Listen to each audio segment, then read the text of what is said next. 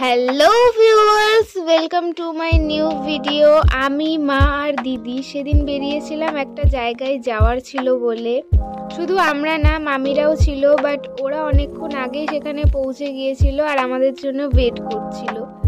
আমরাই একটু লেট করে ফেলেছিলাম বেরোতে। সো বেসিক্যালি আমরা গিয়েছিলাম একজন টেলারের বাড়িতে কিছু ড্রেস বানাতে দিতে। ওনার বাড়িটা আমাদের বাড়ির খুব কাছেই। এই যে আমার মামিরা অনেকক্ষণ এসে ওয়েট করছিল আমাদের জন্য, আর আমি আমার দিদিকে বোঝাচ্ছিলাম যে ভিডিওটা এরমভাবে করবি, এরমভাবে কর। এবার তোমরা হয়তো দেখতে পাচ্ছ বা ভাবছো যে আমি তো বলেছিলাম টেলারের বাড়িতে যাব, কিন্তু এটা তো দেখে কোনো বিউটি পার্লার মনে হচ্ছে।